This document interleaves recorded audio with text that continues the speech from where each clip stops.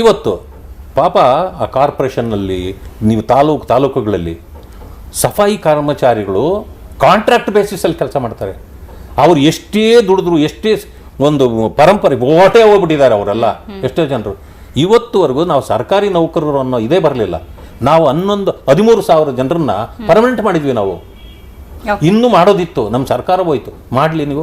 ಈಗಲೂ ಕೂಡ ಅವ್ರಿಗೆ ಪರ್ಮನೆಂಟ್ ಸರ್ಟಿಫಿಕೇಟ್ ಇನ್ನೂ ಕೊಟ್ಟಿಲ್ಲ ಇವರು. ಅಲ್ಲ, ಒಂದು ಇದು ಜನರಲ್ ಆಗಿ ನಾವು ಮಾತಾಡೋದಾದ್ರೆ, ನಿಮ್ಮ ಪಕ್ಷದ ಒಬ್ರು ನಾಯಕರು ಹೇಳ್ತಾರೆ ದಲಿತರಲ್ಲಿ ಬಲಿತರು ಅಂತ. ನೀವೆಲ್ಲ ಪಕ್ಷ ತಗೊಳ್ಳಿ, ಖರ್ಗೆ ಅವ್ರು ತಗೊಳ್ಳಿ, ಪರಮೇಶ್ವರ್ ತಗೊಳ್ಳಿ, ಈಗ ಸಮಾಜ ಕಲ್ಯಾಣ ಸಚಿವರು ಮಾದೇವಪ್ಪರ್ ತಗೊಳ್ಳಿ, ನೀವು ತಗೊಳ್ಳಿ, ಅಥವಾ ನಿಮ್ಮ ಪಕ್ಷದ ಕಾರಜೋಳ ತಗೊಳ್ಳಿ, ಯಾರೇ ತಗೊಳ್ಳಿ, ಇವರೆಲ್ಲರೂ ನಮ್ಗೆ ಒಂದು ರೀತಿ ದಲಿತರಲ್ಲಿ ಬಲಿತರ ತರನೇ ಕಾಳ್ತಾರೆ. ನಿಜವಾದ ಸಮಾಜಕ್ಕಾಗಿ ಏನಾದ್ರು ಮಾಡಿದಾರ ಅಂದ್ರೆ ಬಹಳ ಕಡಿಮೆನೆ.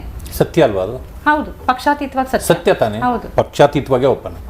ಅದಕ್ಕೆ ನಾನು ಹೇಳೋದು, ಅಂಬೇಡ್ಕರ್ ಅವರು ಮೀಸಲಾತಿ ಕೊಟ್ಟಿರೋದು ನಮ್ಮ ಮನೆ ಖಜಾನೆ ತುಂಬಿಕೊಳ್ಳೋಕ್ಕಲ್ಲ.